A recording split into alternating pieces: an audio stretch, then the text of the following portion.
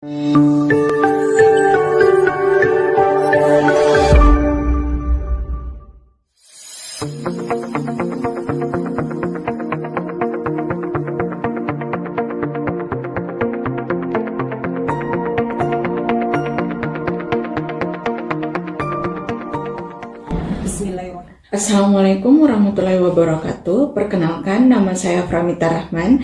Saya adalah dosen pada program studi ilmu keperawatan Fakultas Keperawatan Universitas Hasanuddin. Saya mengampu beberapa mata kuliah pada semester ganjil dan genap, diantaranya mata kuliah konsep keperawatan komunitas, keperawatan agregat komunitas, psikososial dan budaya dalam keperawatan, serta mata kuliah bahasa Inggris keperawatan 3.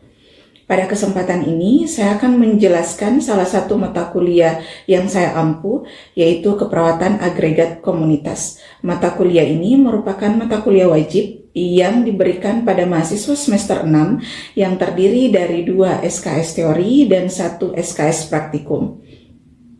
Adapun capaian pembelajaran pada mata kuliah keperawatan agregat komunitas, yaitu CPMK 1, mahasiswa mampu menganalisis program dan konsep dan strategi perawatan di komunitas. Untuk CPMK 2, mahasiswa mampu mendemonstrasikan proses pelaksanaan asuhan keperawatan agregat komunitas.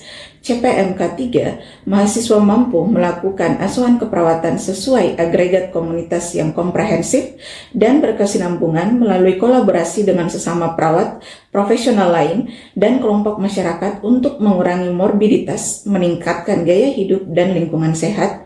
Dan CPMK 4, yaitu mahasiswa mampu mengintegrasikan hasil-hasil penelitian ke dalam asuhan keperawatan agregat komunitas.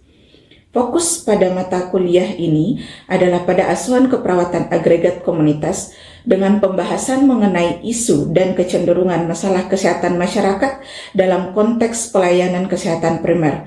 Penekanan diberikan pada upaya peningkatan kesehatan, pencegahan penyakit, dan pemeliharaan kesehatan. Beberapa area khusus yang dibahas dalam mata kuliah ini meliputi keperawatan kesehatan sekolah, keperawatan kesehatan kerja, keperawatan di rumah atau home care, jaminan mutu layanan keperawatan komunitas, serta isu-isu terkini dalam praktek keperawatan komunitas. Adapun aspek penting dari mata kuliah ini adalah kemampuan untuk memahami berbagai area khusus dalam keperawatan komunitas, khususnya yang berkaitan dengan permasalahan kesehatan yang lazim terjadi di Indonesia. Selain itu, mahasiswa juga diharapkan memahami mekanisme jaminan layanan keperawatan komunitas serta isu dan kecenderungan yang berkembang dalam praktek keperawatan komunitas. Konsep dasar mengenai program-program puskesmas dan pendekatan terhadap berbagai kelompok agregat dalam komunitas dibahas secara bertahap. Pembelajaran difokuskan pada pengembangan kemampuan mahasiswa dalam menerapkan asuhan keperawatan komunitas yang sesuai dengan karakteristik tiap agregat. Proses pembelajaran dalam mata kuliah ini meliputi ceramah, diskusi, small group discussion, problem-based learning, pembahasan kasus atau case study, dan praktik lapangan. Berikut adalah materi pembelajaran yang akan saya berikan kepada mahasiswa, yaitu asuhan keperawatan komunitas pada populasi rentan, yang cakupan materinya meliputi: pertama, definisi populasi rentan; kedua, kelompok-kelompok yang masuk dalam kategori populasi rentan; ketiga, asuhan keperawatan komunitas pada populasi rentan; dan case study untuk asuhan keperawatan komunitas pada populasi rentan. Sesuai dengan rencana pembelajaran semester yang saya kembangkan, mahasiswa akan mempelajari sejumlah topik pembelajaran yang dialokasikan dalam 16 kali pertemuan. Meskipun demikian, kami tetap menyediakan forum diskusi di luar jadwal perkuliahan yang telah ditentukan untuk memperdalam pemahaman mahasiswa terhadap materi.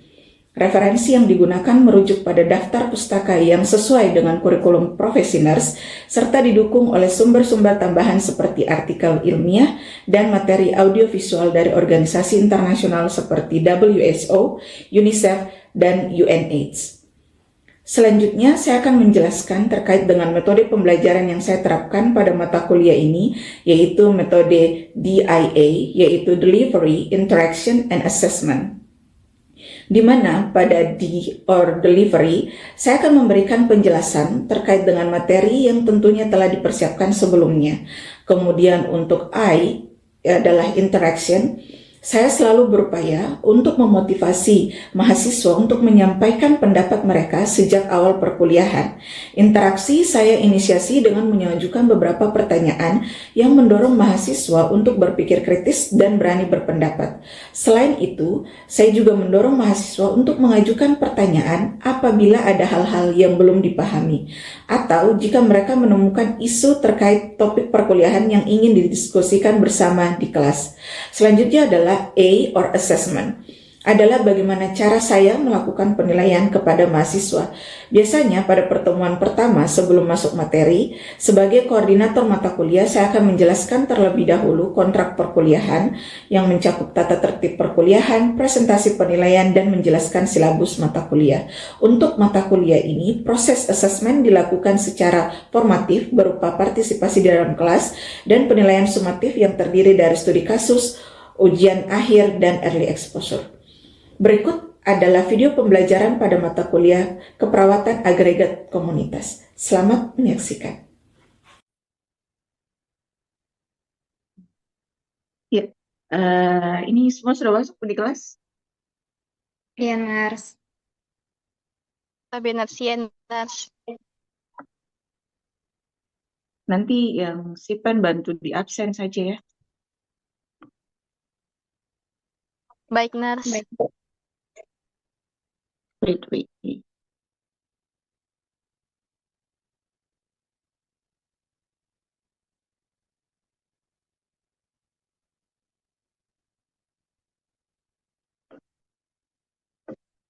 Sudah kelihatan slide presentasinya? Iya, kelihatan, Nars. Nars. Oke. Belum berganti ya. Oke. Sebelum saya masuk untuk menjelaskan terkait dengan keperawatan pada populasi rentan, ini kan sudah ada beberapa kali pertemuan ya tentang keperawatan agregat komunitas.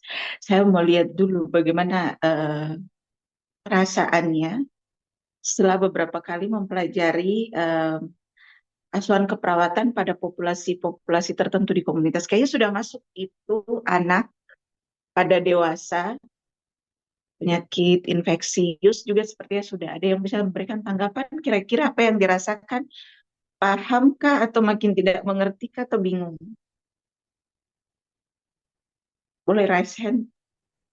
Baik, silakan Fauzia. Baik, Nars.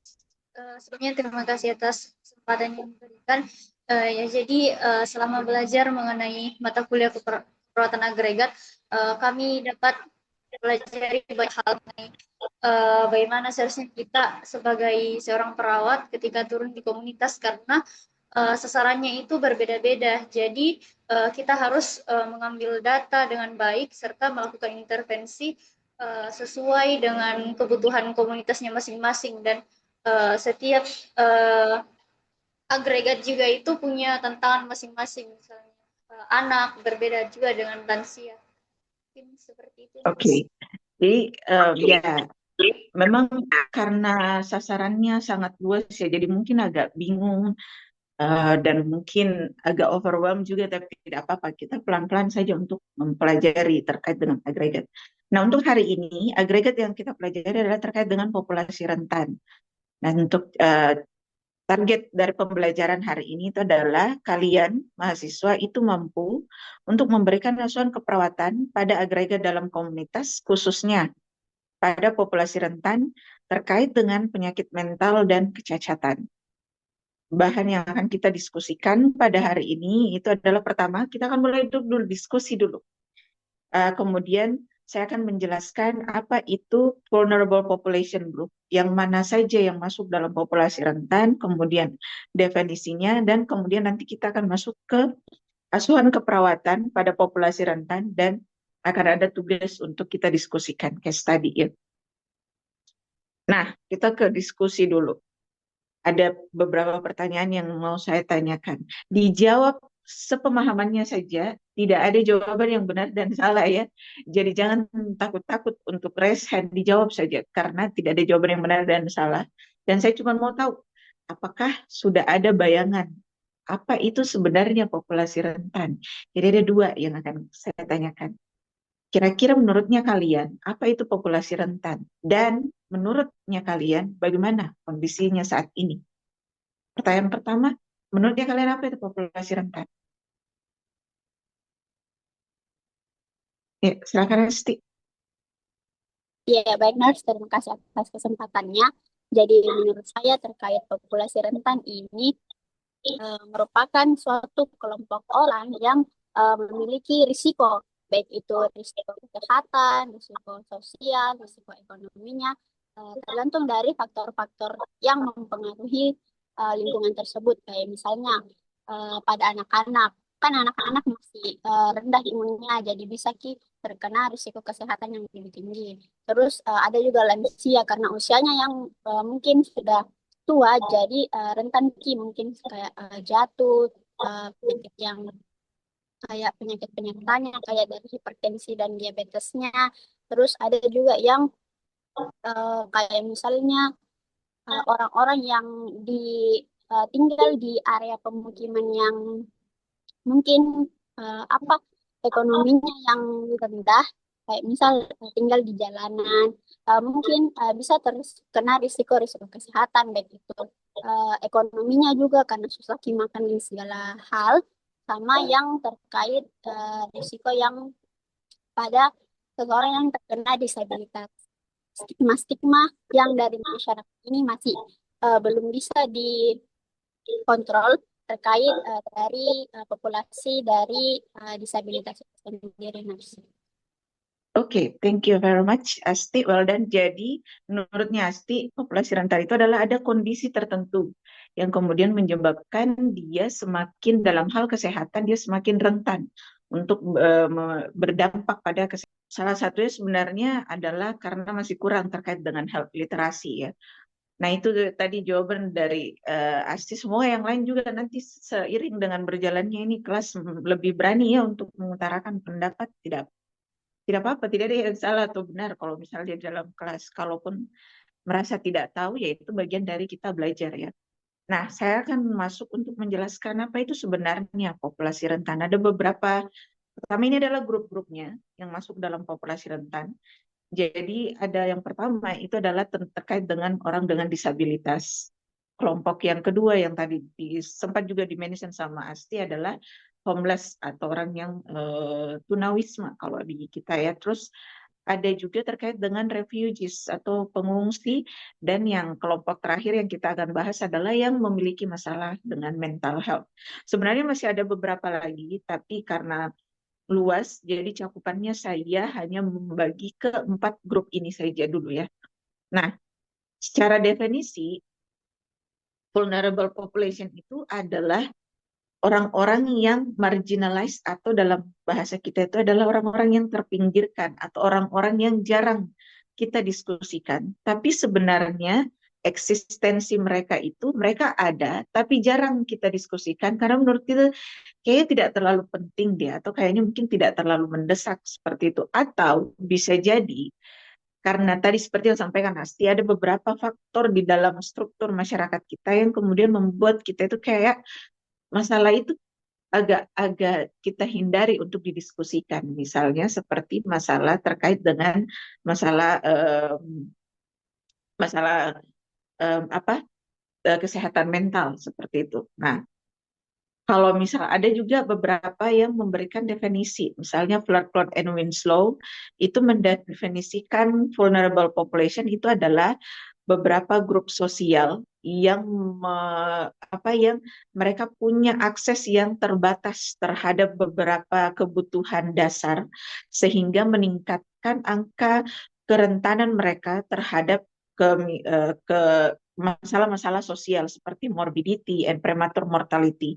Ada juga seperti Allender itu mendefinisi di dalam bukunya Allender itu mendefinisikan adalah populasi rentan itu adalah mereka-mereka yang neglect, yang seperti yang saya sebutkan tadi, mereka itu yang jarang kita diskusikan, sehingga mereka itu tendensinya lebih besar untuk mendapatkan harm atau misalnya beberapa kondisi-kondisi sosial yang meningkatkan kerentanan mereka untuk masalah kesehatannya. Nah, ini secara diagram untuk bisa kalian lebih mengerti bahwa ada hubungannya. Jadi di komunitas itu kita tidak cuma membahas apa yang terjadi di dalam tubuh, tapi bagaimana sebenarnya faktor lingkungan eksternal itu bisa mempengaruhi kesehatan seseorang. Jadi misalnya terkait dengan ketersediaan sarana dan prasarana, bisa dari segi society, bisa dari lingkungan. Nah, ada juga terkait dengan relatif risknya, risk faktornya. Itu kalau dia meningkat, itu akan berhubungan dengan dampak ke kesehatannya. Jadi ini adalah semacam segitiga yang menjelaskan hubungan faktor eksternal tadi dengan dampak kesehatan di kita. Nah, ada beberapa, kita masuk ke yang pertama terkait dengan disabilitas. Nah, ada beberapa spektrum dari disabilitas sebenarnya. Secara garis besar, itu dia dibagi menjadi 4. Yang pertama, itu adalah medical models. Disability is a defect in need of cure through medical intervention. Jadi, dia itu adalah disabilitas yang membutuhkan intervensi medis. Misalnya, dia kecelakaan, kemudian ada yang terjadi misalnya fraktur di bagian tungkai. Nah, ini kita sudah menyebut dia sebagai disabilitas, entah itu dia akan permanen ataupun tidak, sehingga dia butuh untuk tindakan medis. Kemudian ada yang rehabilitation model, a defect to be treated by rehabilitation professional. Jadi misalnya tadi keberlanjutannya, jadi dia membutuhkan untuk direhabilitasi, misalnya dari fisioterapis. Tapi rehabilitasi profesional ini juga bisa jadi dia adalah psikiater.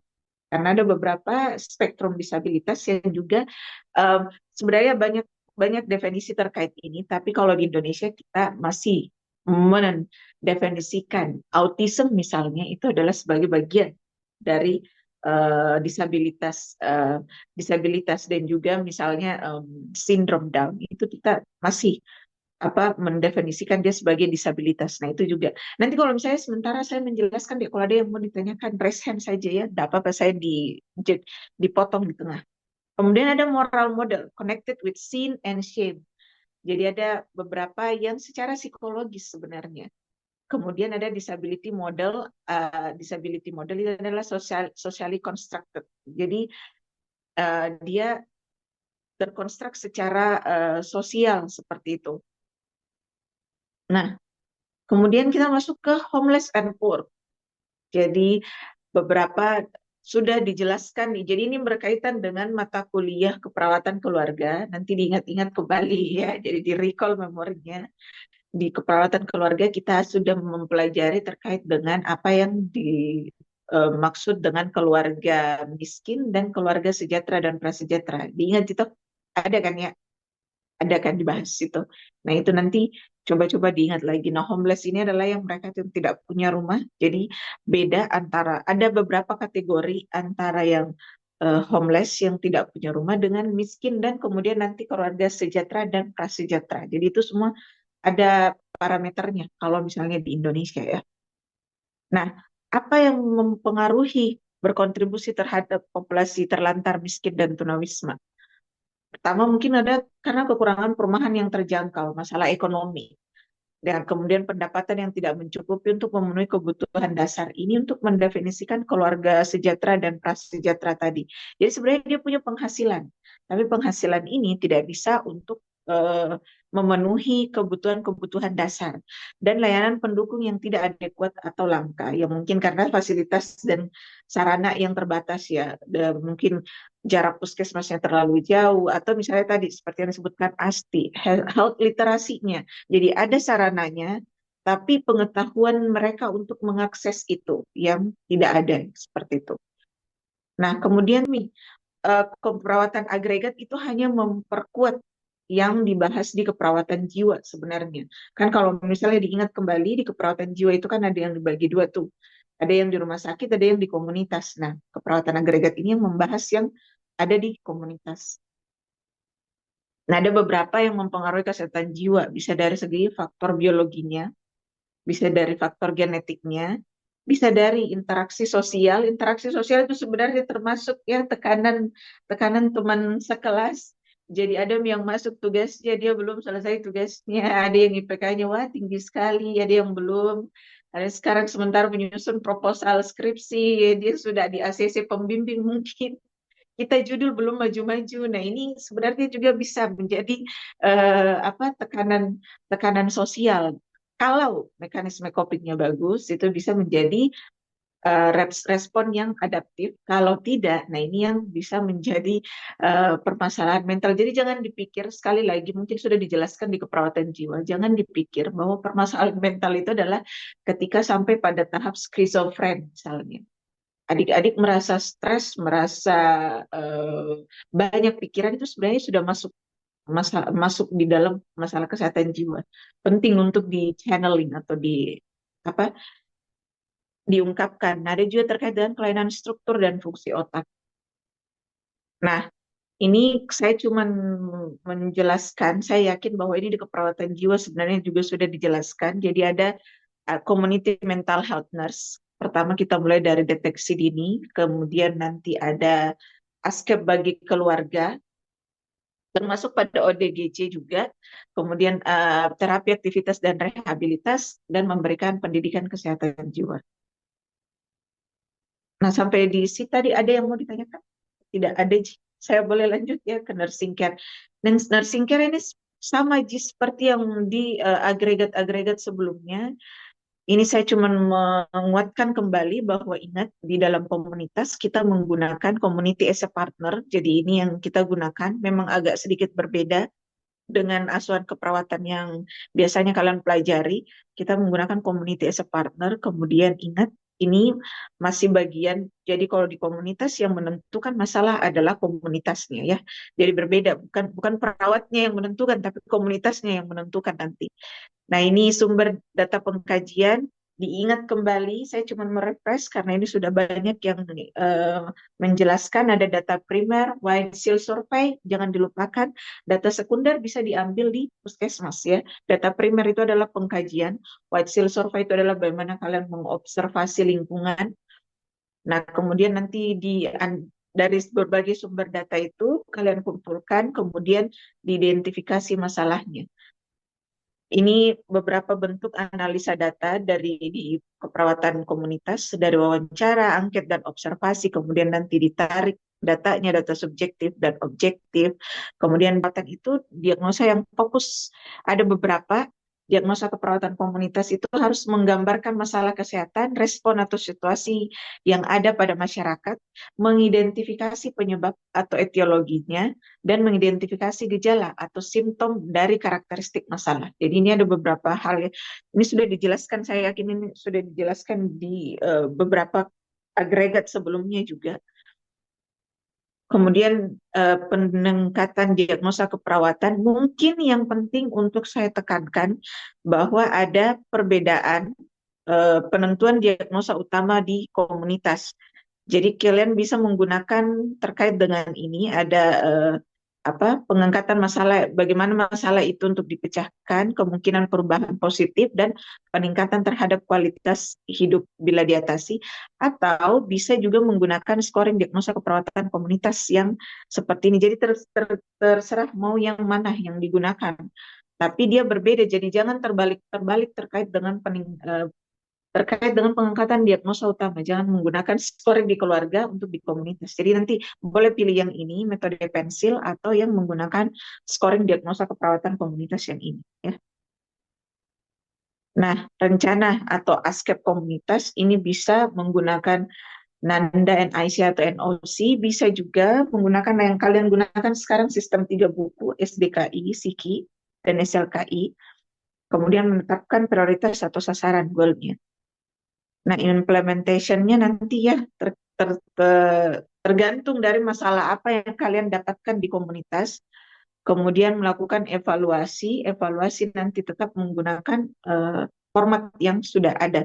Bisa secara formatif, jadi evaluasi yang dilakukan pada saat kalian melakukan intervensi pada proses, atau yang secara sumatif pada saat intervensinya sudah selesai. Nah, ini kriteria evaluasi bisa relevansi dari tujuan jangka panjang dan jangka pendek yang kalian sudah tetapkan, kemudian efektivitas dan efisiensinya, bagaimana outcomes-nya, kemudian dampaknya dan keberlanjutan. Kalau di komunitas keberlanjutan itu juga perlu ya untuk di ini kan terkait dengan ininya.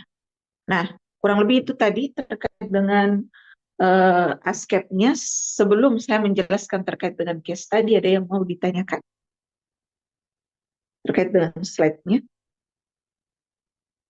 Ya, Reski silakan.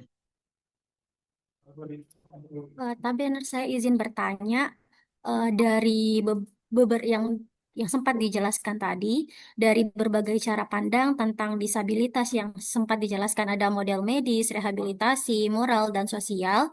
Model mana yang paling cocok untuk dijadikan dasar pelayanan keperawatan masa kini bagi orang-orang dengan disabilitas? Oke, very good question. Um, jadi yang pertama ingat bahwa kalian itu harus sensitif ya dengan masalah yang muncul. Ingat bahwa keperawatan itu berespon pada simptom atau pada reaksi klien. Kalau di komunitas bukan pasiennya, reaksi klien terhadap masalah yang dia hadapi. Nah, yang pertama dulu harus tahu apa jenis disabilitas sebenarnya yang terjadi pada orang ini. Apakah dia memang disabilitasnya secara fisik tadi, fraktur kardia, atau dia secara kognitif sebenarnya. Jadi misalnya yang terjadi secara dari sindrom autism misalnya, atau sindrom Down. Jadi pertama itu dulu yang harus diketahui. Nah, cara yang mana model yang paling baik itu sebenarnya tidak ada yang baku ya, Dek, karena kan ilmu pengetahuan selalu berkembang. Nanti tinggal adalah bagaimana kalian menyesuaikan dari responnya. Nah, ini juga challenge-nya di komunitas karena spektrumnya sangat luas.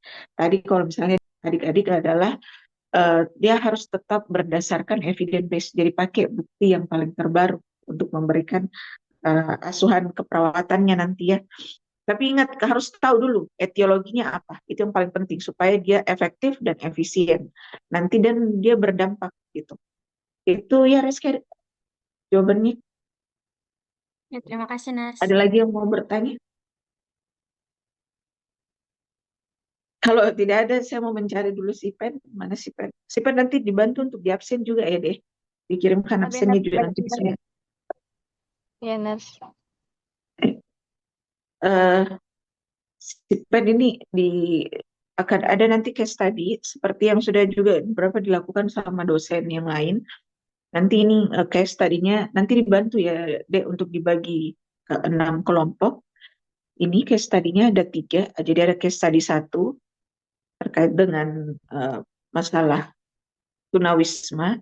Kemudian ada case study 2. Ini juga masih terkait dengan lingkungan sebenarnya. Terus nanti ada case study 3.